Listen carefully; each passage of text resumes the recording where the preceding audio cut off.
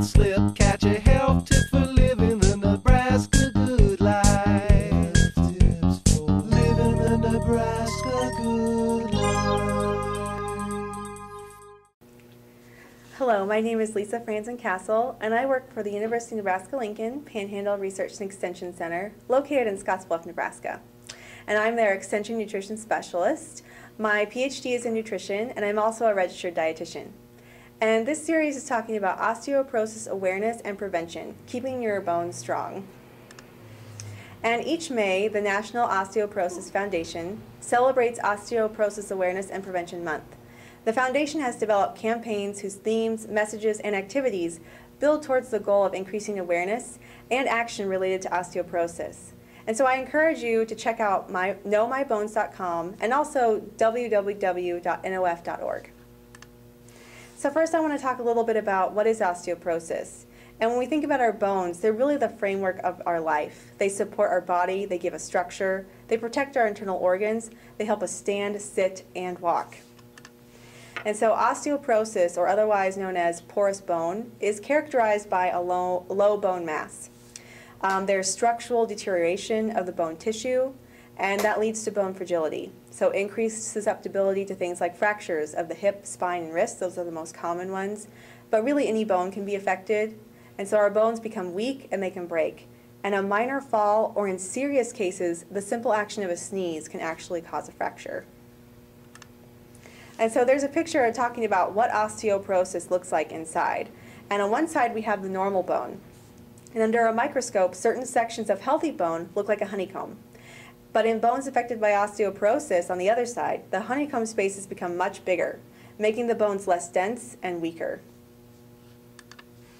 And so I also want to talk about prevention. Osteoporosis can definitely be prevented.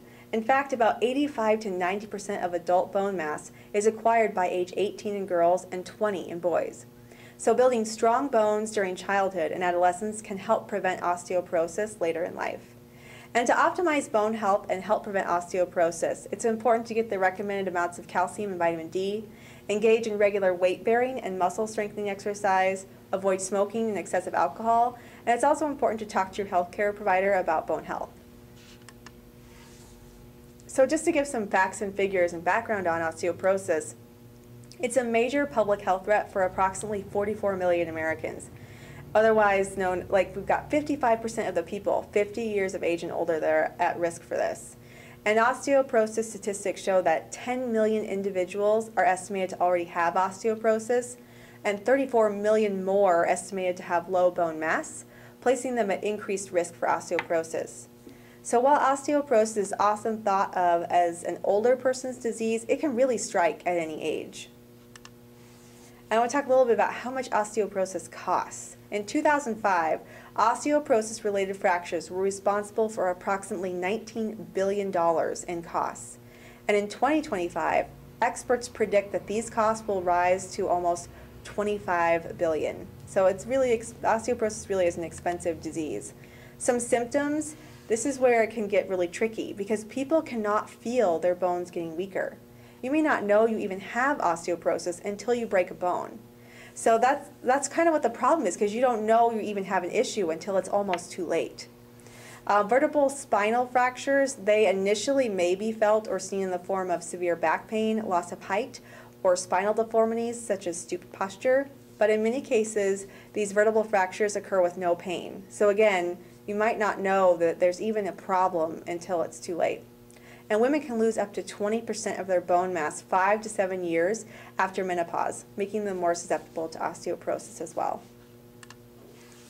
Some stats about fractures: approximately 1 in 2 women and 1 in 4 men over age 50 will have an osteoporosis-related fracture in their remaining lifetime. And fractures due to osteoporosis, like I said, most often happen in the hip, the spine, and the wrist. But again, any bone can really be affected. And according to estimated figures, osteoporosis was responsible for more than 2 million fractures in 2005. And the number of those fractures is estimated to rise to more than 3 million by 2025. And women with a hip fracture are four-fold greater risk of a second one. So once you've had one, you're at even greater risk to have another one. And fractures due to osteoporosis really lower a patient's quality of life. And the rate of hip fractures is 2 to 3 times higher in women than in men. But once men get a hip fracture, the mortality rates are higher. And in 2005, 293,000 Americans aged 45 and over were admitted to hospitals with a fracture, a common hip fracture. And osteoporosis was the underlying issue for most of those. An average of 24% of hip fracture patients aged 50 and over die in the year following their fracture. So this really has huge health implications, especially for those older adults that have had issues. 1 in 5 who were ambulatory before their hip fracture require long-term care afterwards. And at 6 months after a hip fracture, only 15% of hip fracture patients can actually walk across a room without help. So we want to talk a little bit about what are the risk factors for osteoporosis.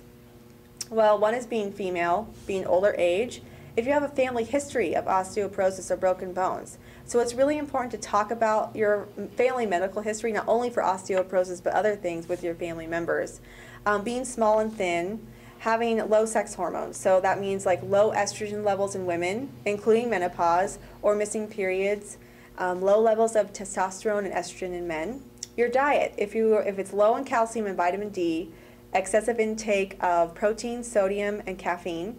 If you're inactive, otherwise you're not exercising regularly, smoking and excessive alcohol intake. And excessive alcohol intake is defined as 3 or more drinks a day. Certain medications such as steroids or anticonvulsants, and also certain diseases and conditions such as anorexia nervosa, rheumatoid arthritis, are also gastrointestinal disease. So understanding osteoporosis, a summary is that caring about our bone health should be something that we all do throughout the lifespan, not just when we're older. And like I said before, it's an amazing statistic that 85 and 90% of our adult bone mass for age 18 at girls and age 20 in boys. So it's so important for us to nurture our young people to really make sure they're getting their calcium needs met, because building strong bones during childhood and adolescence can really help prevent osteoporosis later in life. And as I said before, check out knowmybones.com for information on understanding osteoporosis, keeping your bones strong, bone health resources, and also what's new in bone health. Thank you for your time, and thanks for watching.